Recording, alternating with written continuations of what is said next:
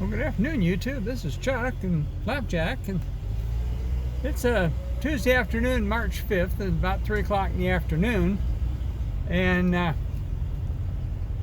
got something kind of interesting that to tell you about. As you can tell, we're on the road, and I want you to listen real carefully. Remember, it's been quite a while now, I've been chasing clunks in my old truck, and I had a real stubborn one. I couldn't find it. And so what I want you to listen to is not what you can hear, but it's what you can't hear. Yeah, I finally found what my clunk was. And I'm going to pull in here in a parking lot, and I'm going to tell you what it was, because it was something a little bit unusual. We're over here at one of the other parks, not the one that we normally go to. In fact, right over here is the dog park. I used to take Flapjack to the dog park, but what ended up happening is my wife found out that there was something in the that I was bringing home from the dog park that was bothering her breathing. I'm not sure what it was. They got some kind of a training thing going on over here. All the fire trucks are here. I don't know what that is, but give you a quick look around here. There's engine 11 and there's engine 12, and that's the reserve rig. I think 13's using the reserve rig right now. Their truck must be in the shop. But let me pull out here in the middle of the parking lot here. I'm going to try to get you around in the shade here so the sun's not quite so. And I'm going to show you what my problem here ended up being. There we go.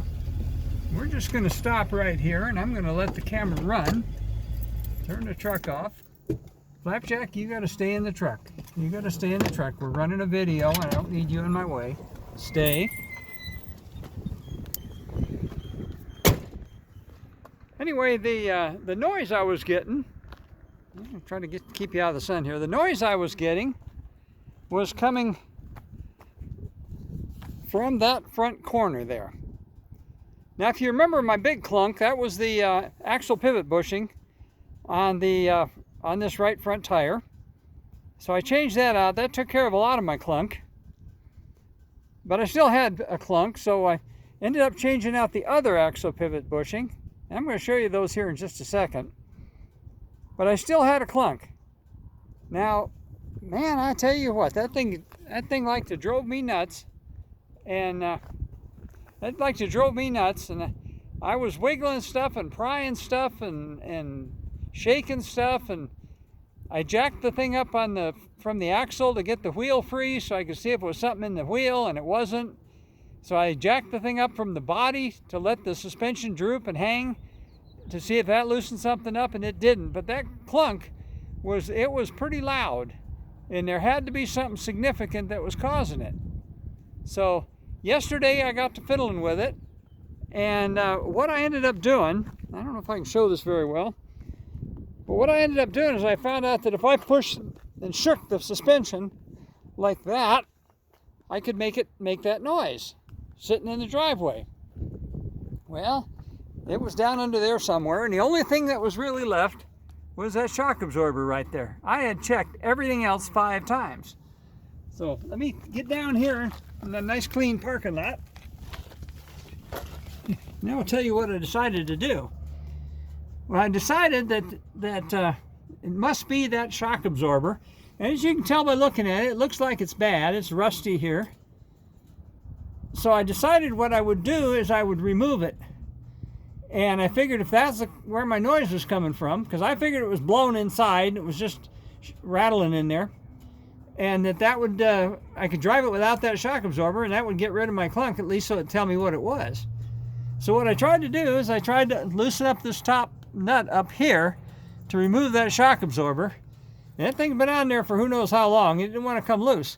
But what it did is it allowed me to turn this upper part. See how that upper part turns? All right, well then, I figured, well, if I can't disconnect the top part, I could have got it loose, but I destroyed it in the process, and I didn't want to do that until I had new shocks to put on it. So I decided I'd take out this bottom bolt right there, And I figured that I could push that shock up out of the way, and I could drive it around the block a little bit with that thing shaking like that, and see if that was took care of my clunk. Well, in the process, what I found out I could do, let me see if I can pivot this around and show you here. What I found out I could do is I found out that if I pushed hard enough up and down, I could, with a little bit of effort, I could get this thing rocking, and I could make that shock move in and out a little bit, and I could make it make that noise. Well, the next step, I figured out how to do it with one hand, and I actually reached up and I put my hand on this shock right there while I was bouncing it up and down with my other arm. Wasn't easy, but I got it done. And I could feel that pop inside that shock every single time that thing would move in and out. So I knew that was my noise, but I didn't know what was causing it. I figured the shock was broken inside. So I took this bolt loose right there to release the bottom of the shock, and I figured I'd just push it up out of the way because I figured it was blown inside. Well, as soon as I took the bolt out, the shock still has internal pressure and it tried to expand. And that told me that no, the shock is still, even though it looks bad, it's still apparently working. So I couldn't take it off unless I was able to get that top part loose. And I was going to have to take an air chisel to do that. And so here again, I didn't want to do that. So I got a screwdriver and I pried that back up there so I could put this bolt back in. Well, in the process of tapping on it and twisting that top part and moving it back and forth with the screwdriver, prying it, sticking the screwdriver right in there and prying it up, I realized I couldn't get it apart, and so I decided I better put the bolt back in it. So I did that, figuring I hadn't fixed anything, and lo and behold, when I got done, I wiggled it and it didn't make that noise anymore. So what does that tell me that the problem was? Well, the problem was internal, it was inside this shock, but the shock still has gas pressure in it, and apparently one of the internal valves or something was sticking. And so every time it would hit the least little irregularity in the road and the shock would try to telescope, it would try to compress that oil that's in there, and of course liquid won't compress. And it would make like a water hammer sound, apparently, is what that was. That's what we in the fire service we call it, a water hammer. In this case, it wasn't water, it was oil. But it would try to compress that, and when it would do that, it would make that bang sound. And it was really, really loud, much louder than you'd think it would be for what it was. So the bottom line, crazy as it might seem, is in the process of tapping on that and moving it and flexing it, I apparently dislodged whatever was stuck in there. And now the darn shock is working the way it's supposed to. My clunk is gone. And for the first time in I don't know how many months, this thing doesn't sound like somebody's hitting with a hammer every time you drive down the road. Now I still got a little bit of tire noise because of course I got my tires are bad. And I should be getting some new ones here fairly soon. I'm working on that.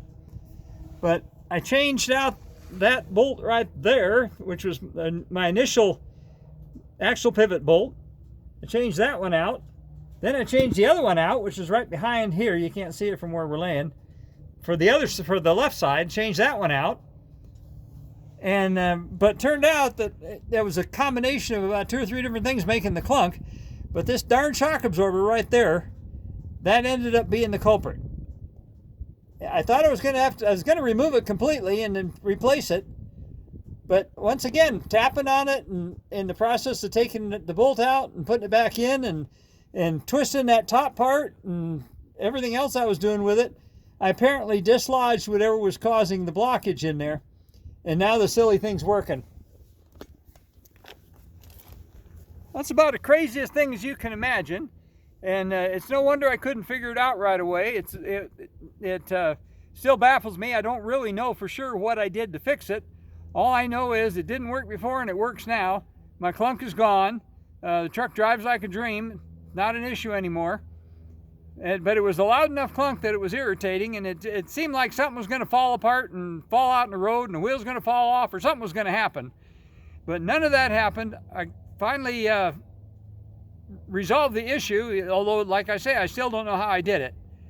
But figured you'd be interested in hearing about that. Just another little adventure in old Chuck's world. And so I'll tell you, as I always do, take care of each other and love each other, and take care of yourself. It's a beautiful day over here. It's probably around 60 degrees, and we got a storm supposed to come in tomorrow night for Thursday and into Friday, and then we're supposed to get another nice string of good weather. So it's a transitional time of the year, so we get that. So I'll let you go for right now. I'll show you Rick around there. There's fire trucks. You know, I always got to look at fire trucks. And we'll catch you on another one here pretty quick. So right now I'll just tell you,